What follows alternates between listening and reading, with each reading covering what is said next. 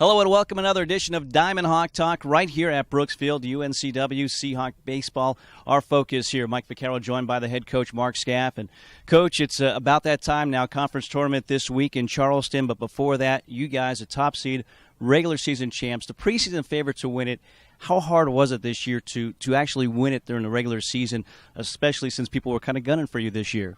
It was certainly difficult, but the positive throughout the course of the year was how our players went about their business. They took it day to day. They worked extremely hard in the fall and in the off season to get prepared.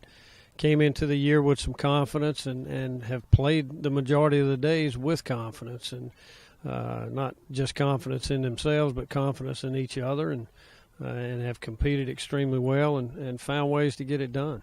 And you look at this team, a lot of breakout seasons for this squad, most notably Nick Fight. He's going to be named the Player of the Year this year. Outstanding season for him, leads the nation in RBIs. What made him such a special player this year? It was really hard to figure out, besides the fact that, Nick has worked extremely hard from last year right on through. He struggled some last year as a freshman, getting used to college baseball. He went out last summer and had a solid summer, made some progress, made additional improvement in the fall with some adjustments at the plate and behind the plate, and has just carried that in. And he's one of the main ones that has played with tremendous confidence and taken one at bat at a time and one pitch at a time, and because of it, he's had a tremendous year, and he's enjoyed that success, and of course everybody on our club certainly appreciates what he's done. Part of the top hitting team in the league. A lot of guys, first team, second team, third team all conference here this year for UNCW as well. Another one of those guys, notably, is Stephen Linkous. Top of the lineup, your leadoff hitter, your senior on this team. What type of year has he had in your mind? Yeah, Stephen's had a Player of the Year as well, just like Nick has.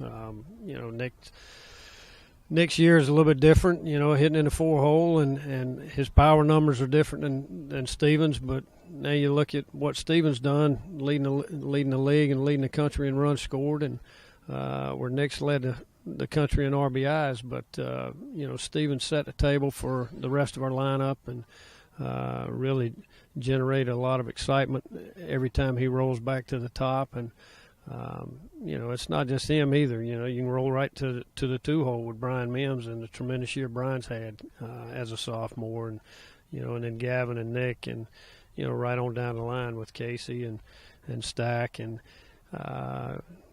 carry it right down to the bottom of the lineup, and the guys that roll it back to the top, with Thorburn and Kennard. And, of course, Zach Canada's come on here toward the back end of the year and finished extremely well for us. And so, we feel good about where we are. Hopefully we can continue to make some progress and continue to make some adjustments as we go through this back end in the postseason, and put ourselves in a position to keep playing for another month. And the Seahawks should talk about their offense. 5 hitters in the top 10 batting average in the league. That kind of tells you a lot about this team this season. But not just the hitting. It's been the pitching as well. And this year, co-pitcher of the year is Ryan Foster. Leads the country with 12 wins, 12-1 heading into the postseason. Coach, this guy, again, he's impressed us all season long. What impresses you about him and the way he's been going about his business this year? It's the way he shows up every day. He has a solid routine. He understands what he's capable of doing. He's going to compete. He's one of those guys that's going to give you 7 or 8 innings every time out. You're going to see 2 runs, 5, 6 hits, maybe a walk, 4 or 5 strikeouts, but a lot of ground balls, and give the defense a chance to make plays behind him. And he understands the game. He understands situations and how to pitch according to the situation and how to minimize damage. But he's just been a solid Friday night guy for us. And, without him, we certainly wouldn't be where we are right now. Yeah, Friday, a Thursday start for him last week. It'll be a Thursday start for him this week as well. UNCW, the top seed, they'll play Thursday noon against a 4-5 winner. That's James Madison and Northeastern, 2 teams that beat you in series this season during the regular season. A little extra motivation for your guys? It should be.